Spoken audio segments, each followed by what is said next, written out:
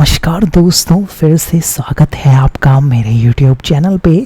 आज हम बात करेंगे लेबिटालॉल दवाई के बारे में और इस वीडियो में हम जानेंगे ये दवाई आपको किन कंडीशंस में उपयोग में लेनी है और जानेंगे ये दवाई आपको किन कंडीशंस में उपयोग में नहीं लेनी है।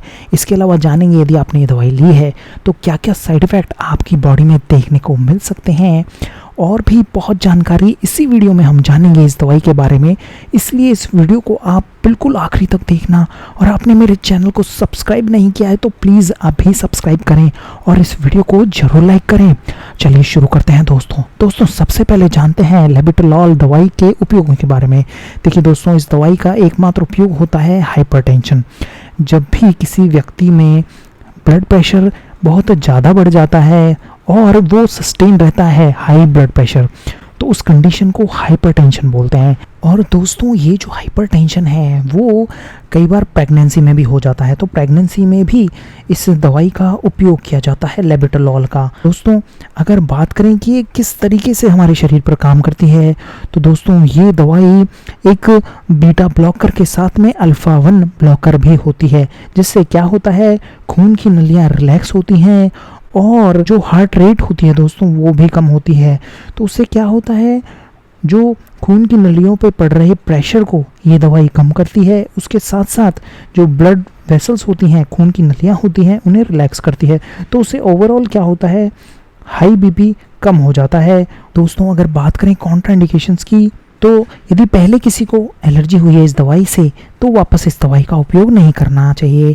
इसके अलावा दोस्तों, डीकम्पनसेटेड हार्ट फेलियर में हार्ट बिल्कुल ही काम नहीं कर रहा है किसी भी पेशेंट का, तो भी इस दवाई का उपयोग बिल्कुल भी नहीं करना होता। इसके अलावा दोस्तों, किसी को पल्मोनरी एडिमा है या फिर कार्डियोजेनिक शॉक है, जैसा मैंने पहले बताया, यदि हार्ट बिल्कुल ही काम नहीं कर रहा है तो भी इस दवा का उपयोग नहीं करना है। इसके अलावा बिल्कुल हार्ट ब्लॉक है, 2nd डिग्री हार्ट ब्लॉक है, तो भी इस दवा का उपयोग नहीं करना होता।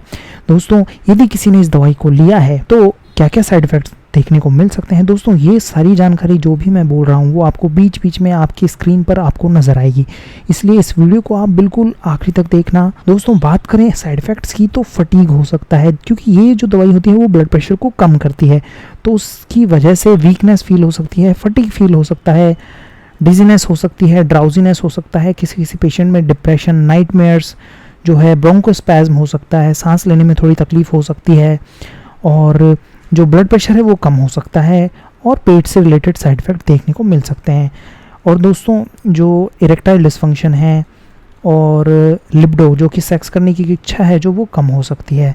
तो दोस्तों, ऐसा नहीं है कि हर पेशेंट में ये सारे साइड इफ़ेक्ट्स देखने को मिले, लेकिन किसी किसी पेशेंट में ये सारे साइड इफ़ेक्ट्स देखने को मिल सकते हैं, इसलिए इस दवा का उपयोग आप डॉक्टर की सलाह से ही करें। दोस्तों, इस दवाई को लेने के बाद में एक बात ध्यान रखना बहुत ज़रूरी है कि ब्लड प्रेशर है वो बहुत कम हो सकता है यदि आप दूसरी दवाइयाँ जैसे कि डिजॉक्सिन, डिल्टीजेम, वेरापेमिल और क्लोनिडीन ले रहे हैं, क्योंकि ये दवाइयाँ भी ब्लड प्रेशर को कम करती हैं, हार्ट की एक्टिविटी को कम करती हैं। अगर आप दो दवाइयाँ जो कि ब्लड प्रेशर को कम करती हैं वो ले लेंगे तो ऑब्वियसली हार्ट पर असर पड़ेगा और वो असर बहुत ही ज़्यादा डेंजरस हो सकता है। तो इसलिए दूसरी दवाइयों के साथ में अगर आप ले रहे हैं तो आप डॉक्टर को बिल्कुल इन्फॉर्म करें। आइए दोस्तों, जानते हैं इसकी डोज के बारे में। देखिए दोस्तों, लेबिटालॉल की डोज की अगर बात करें तो 100 mg से लेके 400 mg 2 टाइम के लिए, BID मतलब 2 टाइम के लिए इसकी जो डोज है वो रह सकती है।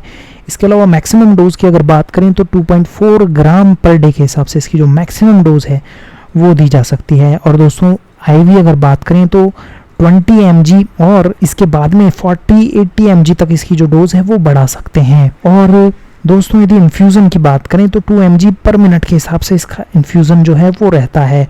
और दोस्तों, ये जो डोज है वो IV होती है, डायरेक्टली खून की नलियों में भेजी जाती है। इसके अलावा जैसा मैंने पहले बताया, ओरली भी इस दवाई का उपयोग किया जाता है। ओरली बच्चों में अगर बात करें तो 3 से 20 mg पर kg वेट के हिसाब से पर डे के हिसाब से इसकी जो डोज है 2 बार डिवाइड कर सकते हैं। और IV यदि बच्चों में बात करें, IV मतलब खून की नलियों में भेजी जाती है दवाई, तो 0.3 से लेके 1 mg वेट के हिसाब से पर kg पर डोज इसकी जो रहती है।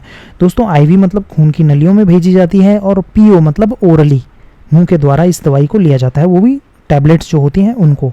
दोस्तों, मार्केट में अवेलेबिलिटी की बात करें तो टैबलेट्स अवेलेबल होती हैं 100 mg, 200 mg, 300 mg की। और इंजेक्शन अवेलेबल होते हैं 5 mg पर ml के। दोस्तों इस दवाई को लेने के बाद में heart rate, blood pressure, ECG, weight और जो ब्लड ग्लूकोज है वो मॉनिटर करना ज़रूरी है, क्योंकि ये दवाई इन सभी पर असर डालती है।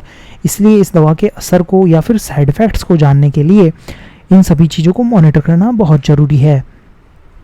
और दोस्तों इस दवाई को लेने के बाद में एक बात का ध्यान रखना बहुत ज़रूरी है कि इसको एकदम से बंद नहीं किया जा सकता, क्योंकि एकदम से यदि आप इसको बंद करेंगे तो हो सकता है आपका जो हार्ट की एक्टिविटी है वो एकदम से जंप कर जाए, और एकदम से ये हो सकता है हार्ट अटैक भी किसी किसी पेशेंट में देखने को मिल सकता है, या हाइपरटेंसिव क्राइसिस भी देखने को मिल सकता है। तो इसलिए इस दवा को एकदम से बंद नहीं किया जा सकता, इसको धीरे धीरे इसकी जो डोज है वो घटाई जाती है, और वो भी डॉक्टर की सलाह से। तो दोस्तों ये था लेबिटोलॉल दवाई के बारे में। ये वीडियो आपको कैसा लगा प्लीज़ आप कमेंट करें, इस वीडियो को ज़रूर लाइक करें और मेरे चैनल को ज़रूर सब्सक्राइब करें। ये वीडियो देखने के लिए धन्यवाद।